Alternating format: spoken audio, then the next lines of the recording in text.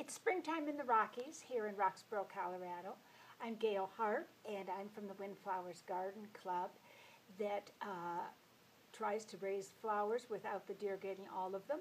And we are at about 6,000 feet in a suburb of Denver, Colorado. This year, we have had an unusually warm year. It has been spring for 6 weeks already, and we're hoping we have no more frost. But I want to warn you gardeners, Mother Nature can play tricks on us, and so we need to remember that we still can have a frost and save some of those warm annuals for a little bit later to plant in June. Today, I'd also like to tell you a little bit about some things you might do in your garden right now. As your daffodils and your tulips have finished blooming, it's important for you to cut the stems and the flower off, but leave the leaves, because the leaves are what are going to help nourish the flowers and make a better, stronger bulb for next year. About 6 weeks from now, you can cut the leaves down to about 3 inches, and that'll be fine. But for now, just cut the flower and stem off. Another thing that we know will be happening is that the mother deers are ready to give birth to new fawns, and that means last year's fawns are out to play without mom. And that means they will be tasting everything, even if they shouldn't be liking those plants. So be aware of that, and as you plant new plants or some of your older plants that could be tempting to them, I suggest for the next month or so that you use a deer and spray repellent. This is a deer and rabbit repellent that happens to be put out by Liquid Fence. There are others that probably would work for you. This one happens to be the one that I choose to use. As you shop for perennials, which some of you may know are the flowers that come back the next year and the next year, hopefully, those perennials need to be something that can adapt to zone 4, 3, 2, or 1. That is the area that we're in because of our climate and elevation that is going to work best for the best chances for you to have a perennial come back in the future years. Today, some of the flowers that we want to talk about are ones that you can put in the ground right now.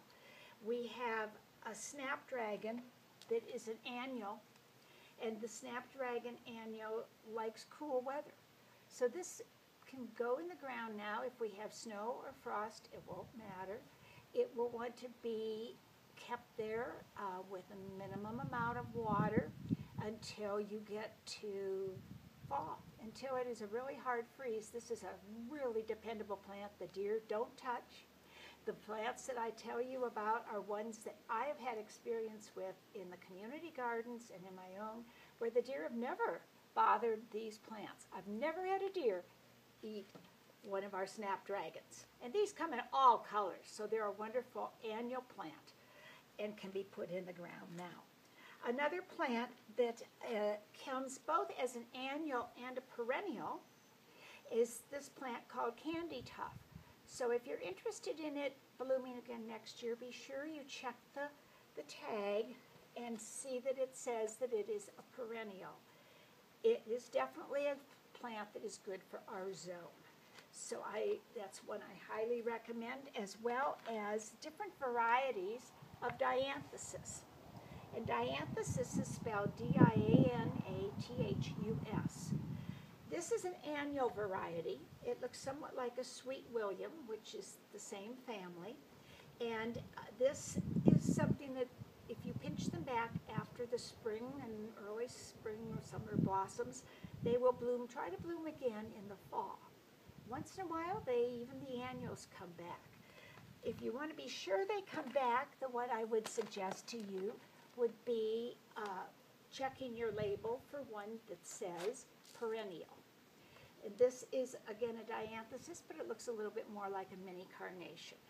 And they will come back each year. There are larger dianthus, which will also come back. So I highly recommend some of those plants for this time of year. If you're interested in a perennial that might be blooming now, if you see some blue flowers, it could be a blue cat mint. Anything in the mint family is very deer resistant because the deer do not like the smell of them. And so I'd highly recommend that as a perennial, as well as the yellow yarrow perennial for getting started at this time of year. And we'll talk more about perennials and annuals next time.